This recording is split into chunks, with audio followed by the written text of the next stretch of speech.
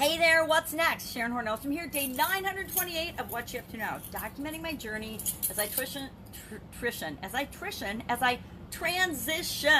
from the brick and mortar world of businesses, lots of different businesses, and over a quarter century in corporate America, to the online world. Part of my divorce made it possible for me to say goodbye to everything I was doing and hello to what do I want to do for the first time in my life. I mean, what do I really want to do? Because prior to that, I was living vicariously through other people and paying attention to what everybody else thought I should do. Ever done that?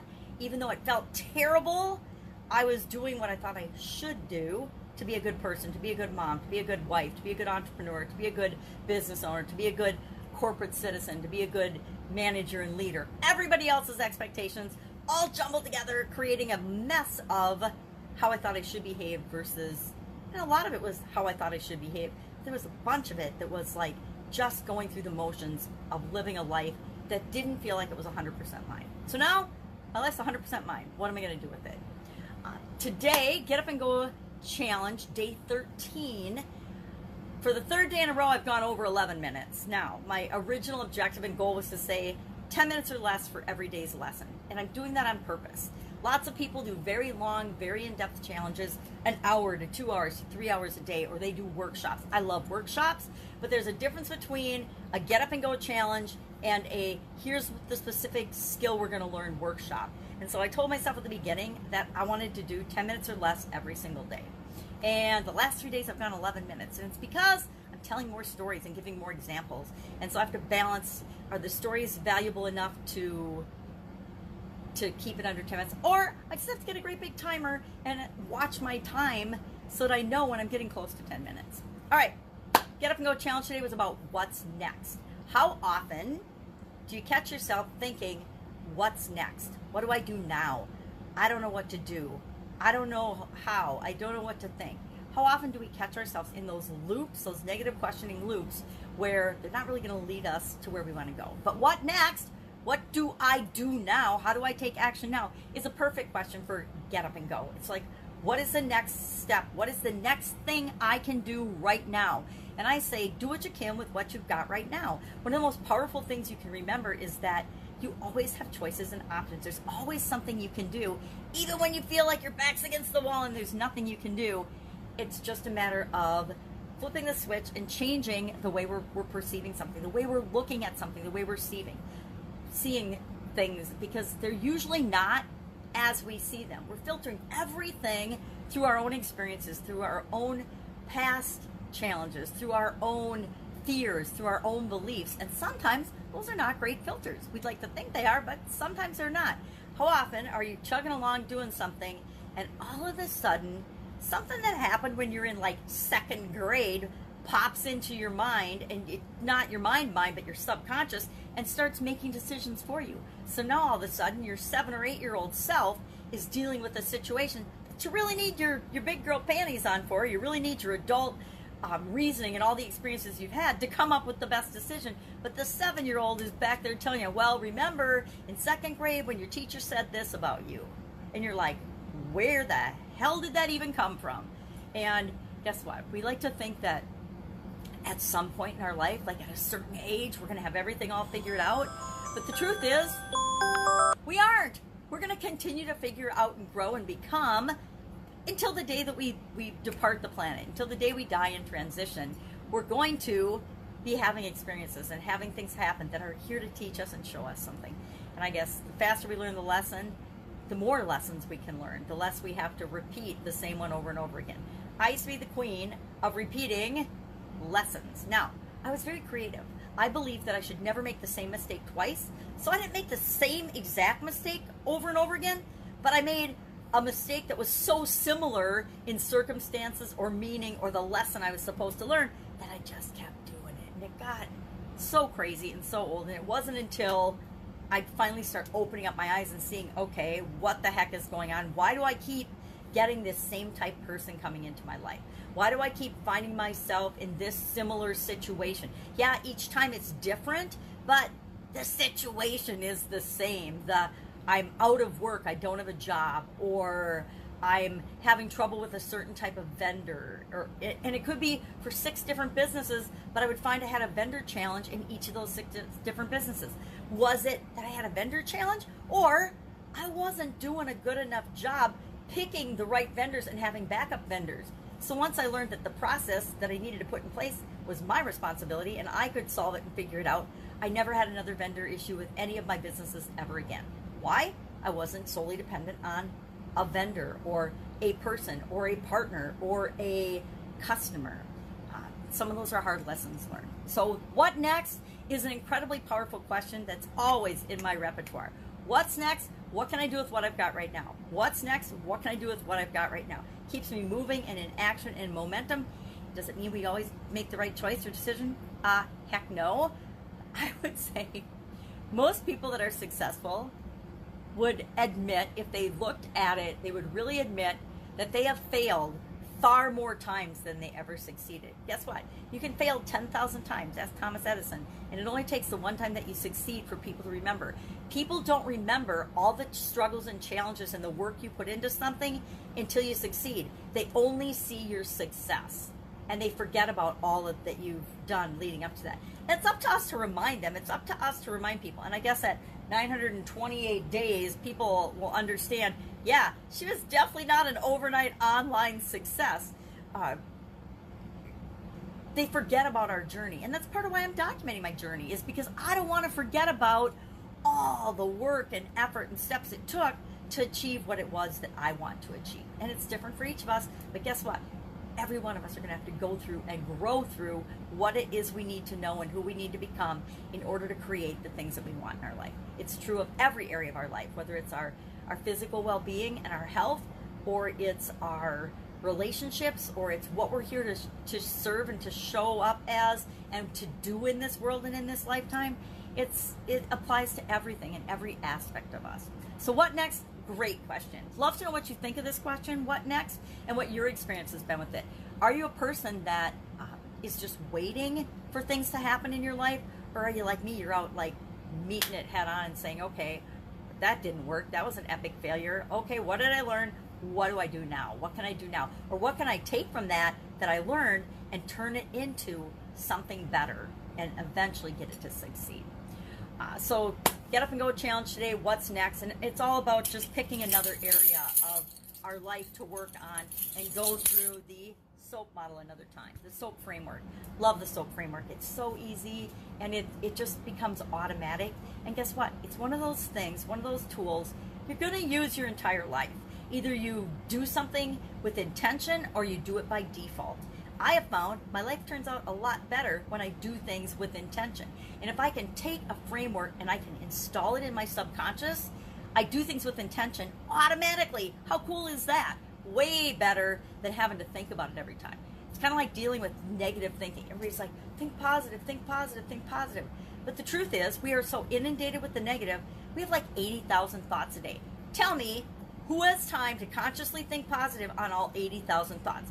You might be able to change 100 of them a day or something, but for the most part, the other 79,900 are going to be negative whether you want them to or not, unless you can install an automatic filter in yourself that changes the way you automatically deal with those negative thoughts. Same with the SOAP framework. We want to install it so that whenever a change or a challenge or an obstacle or a failure or a situation comes up, we automatically deal with it in the best way to ensure and guarantee the best outcome for you, the best outcome for me. That's what I've done, and it's made my life so much less stressful and so much more fun. And guess what? I don't even have to think about it anymore. I only think about it when I'm teaching it in the Get Up and Go Challenge. Otherwise, I don't consciously think about the framework at all. It just operates in me 24/7 and guarantees that I get the best possible results in any given situation for me. Not maybe for my sister or my cousin or my granddaughter or my son, but for me. Guess what? The results that matter the most in the whole wide world are the results that you get for you. So, what next? Love that question. Loving the Get Up and Go Challenge. I just started doing it this year during COVID, and it has been so much fun. It's so much fun to watch people light up and know that no matter what and how bad the circumstances sound, there's always something that they can do. There's always something you can do. There's always something I can do. Even if we think we can't do anything, there is always so many things we can possibly do. We are so much more resourceful and so much more creative and so much more amazing and genius than we ever give ourselves credit for. It's crazy. Fun challenge today was about creating a tool, your own tool, either real or imaginary. And of course, I pulled out my pink toolbox, because shouldn't everybody have a pink toolbox? No, they shouldn't. The only reason I have a pink toolbox is during my divorce, all the tools went to my ex-husband. Not intentionally, but that's just what happened as we were cleaning out the house to sell. So no tools for me. So I remembered that I had gotten, I don't even remember if I got it as a gift or if I bought it, but I have this one pink toolbox. Guess what? It's got everything I've needed so far in it to function. I don't need tools very often. Sometimes I need a hammer because I want to break up some ice or something. Sometimes I need to hammer a nail in, whatever. If it's really complicated, I'm going to get somebody to do it for me, let's be honest. I'm not that handy anymore, especially as my vision has gone down the toilet. So there's probably certain things I should not be doing. I shouldn't be drilling holes. Probably drill into an electric socket or something. So pink tools, it was about creating an imaginary tool, seeing things differently. How often would our life and our beliefs and our attitude change if we just looked at a situation from a different perspective? Have you ever gotten in a car accident and you automatically responded and flew off the handle because you knew it was the other person's fault, and they stopped you in your day, they wrecked your day, they ruined, a car accident or an illness or a diagnosis? There's certain things that stop you in your tracks. Car accidents are one of those things. Blizzards are another one of those things. And we have no control of them. I have no control over a blizzard, right? I do have the ability to control how I respond to that blizzard. I can still show up for the job interview. And if I'm going to be late, I call, say, hey, I'm going to be late. Want me to still come in? I'm on my way. I'll see you in about an hour and a half. I've been driving for 2 hours and I'm only a third of the way there. That's a true story, by the way. I actually got the job, which is even more amazing. So, have you ever responded in a way that you didn't like, that you didn't respect yourself for? Yeah, I have. We're all guilty of that, right? We're human. We're continually improving, evolving, and growing beings. And sometimes we make mistakes. Like every day we make mistakes, and that's okay. So, looking at things differently and seeing things differently is so powerful. Just looking at, I'll tell you, I have a totally different perspective and appreciation and gratitude for magnifying glasses, especially those with lots and lots of lights. They're awesome. They make it possible that I can, figure out what this says. So now I know what it says because I made it, but they make my life function. If you would have asked me 10 years ago what I thought about magnifying glasses, it would have been total indifference. I wouldn't have cared. I didn't even think about magnifying glasses 10 years ago. But now they make my life work. So it so often is so powerful to just take a deep breath and say, all right, this is how I'm reacting and feeling. How could I respond to this situation? How else could I look at this? And it just gives us pause to behave in a way that we feel better about. It's like when you get that mean post in social media, or you get a mean email from somebody, or a letter. Goodness gracious, does anybody send letters in the mail anymore? Or if you get a complaint, a customer complaint or something, depending on what you do, or somebody complains about you at your job, if you're working, or if you're working from home, today since we did this working from home thing, or they're just complaining about something, instead of joining in and just getting negative, just think, well, okay, I hear what you're saying. What else could be happening here? What else could be going on? Maybe they are working from home. They hate working from home. They've got 8 kids. It's like chaotic zoo time at their house. And their wife is also trying to work from home. And the kids are, running amok because they're bored and frustrated and they don't know what to do. Well, maybe that's what the problem is. It's not really that they're upset with you at all. So we need to just keep things in perspective. So fun challenge today was all about that. Supersize your business, and my crazy idiom today was cool your heels. So of course I have ice and a pair of, I put it in a glove so it wouldn't melt before I take it upstairs, a bag of ice and heels from my daughter, because I haven't worn heels for at least a decade, at least nothing short of a wedge. I've worn some wedges on a couple of occasions. For the most part, heels are not in my repertoire anymore.